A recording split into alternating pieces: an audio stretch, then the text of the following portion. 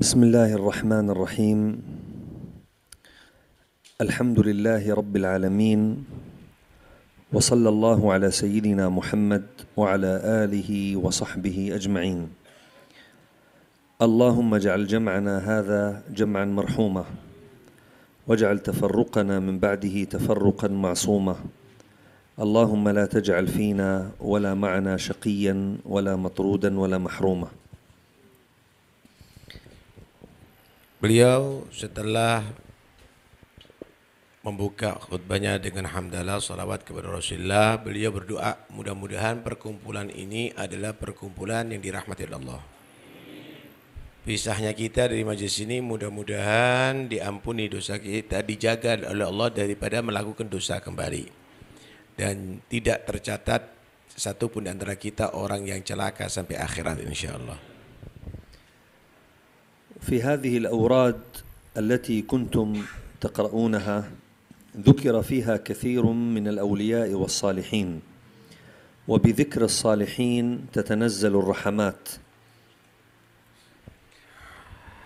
Di dalam amalan yang kamu lakukan di saat ini banyak dikuburkan di makam ini orang-orang yang soleh.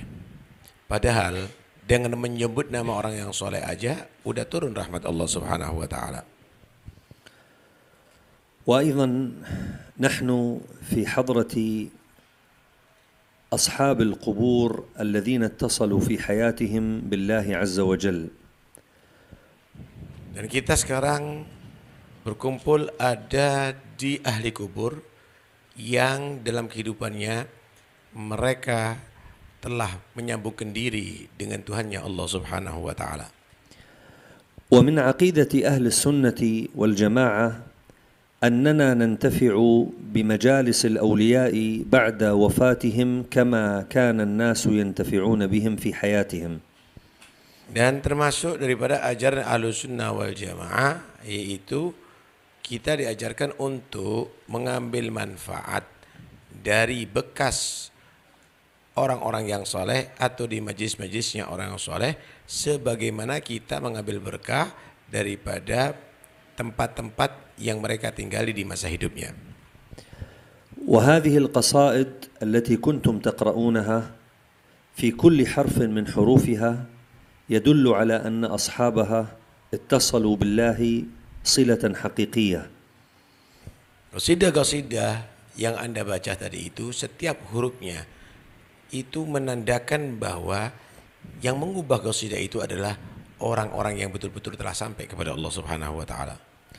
والمسلمون في مثل هذه الأيام بحاجة إلى مثل هذه المجالس التي ندعو فيها بالفرج، وقد ابتلى الله عز وجل المسلمين في فلسطين وفي لبنان، فهذه المجالس نقصد فيها أن يرفع الله البلاء عن هؤلاء المسلمين.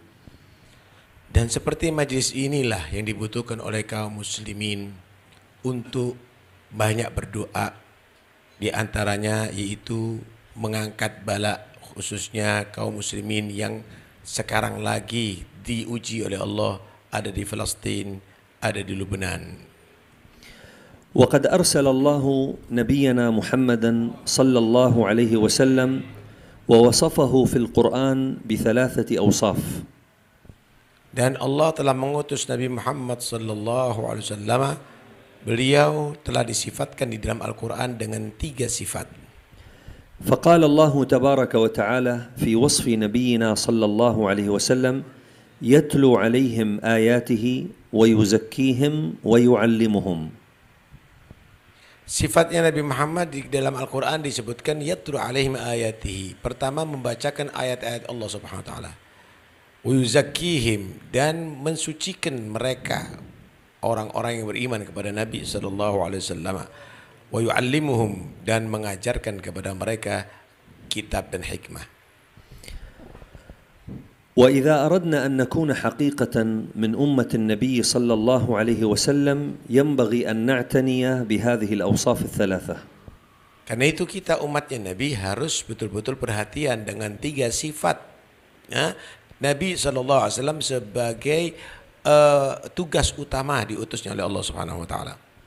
نقرأ القرآن أولا ونتعلم آيات القرآن ثانيا ونزكي أنفسنا ثالثا. Yang pertama yaitu kita harus membaca Al-Quran.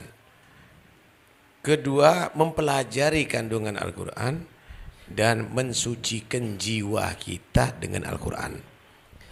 ووصف الله أيضا نبينا صلى الله عليه وسلم بقوله وداعيا إلى الله بإذنه وسراجا منيرا. Ayat yang lain Allah mensifatkan Nabi Muhammad yaitu da'iyan ilallah. Nabi itu adalah mengajak manusia kembali kepada Allah, yaitu ke agama Allah, beriman kepada Allah, dan sebagai sumber cahaya yang menerangi. ونلاحظ في القرآن الكريم أن الله سبحانه وتعالى وصف الشمس بأنها سراج ووصف القمر بأنه منير. Dalam ayat Al-Quran kalau kita mau teliti, Allah mensifatkan matahari itu dengan siraj, sumber cahaya. Sedangkan bulan adalah munir, yang menerangi. ووصف الله النبي صلى الله عليه وسلم بأوصاف الشمس والقمر فوصفه بأنه سراج ووصفه بأنه منير. Tapi Nabi Muhammad Allah sifatkan dengan dua-duanya. Baik itu sumber cahaya matahari dan juga munir yang menerangi yaitu bulan. فكما أن الدنيا كلها لا تستغني عن الشمس والقمر لا تستغني عن رسول الله لأنه يقوم في الناس مقام الشمس والقمر. Sebagaimana dunia ini selalu memerlukan matahari dan bulan, maka setiap saatnya alam semesta ini membutuhkan Nabi Muhammad sallallahu alaihi wasallam. ومثل هذه المجالس التي تجلسونها ينبغي أن نخرج منها بأنوار جديدة ومعارف وأسرار جديدة. Seperti majlis ini, maka hendaknya manusia tadi itu betul-betul mengambil satu perubahan dengan semakin percaya hati kita dan dengan keilmuan-keilmuan yang lain. ففي مثل هذه المجالس نأخذ الأنوار من أجل أن نعطي الناس هذه الأنوار، فما نسمعه من الخير في مثل هذه المجالس يجب أن ننقله إلى الآخرين. Sebagaimana kita datang ke sini adalah untuk mencari cahaya, maka pulang bawalah cahaya itu untuk kita berikan kepada yang lainnya cahaya, khususnya kepada keluarga kita. ودائما عندنا في مجالسنا يقولون لا تأتي إلى المجلس وحدك، فيجب على كل مسلم إذا ذهب إلى مجالس الخير أن يأتي بالمسلمين إلى مثل هذه المجالس. Dikatakan di tempat kami, beliau dari Syam, dari Suriah, ya.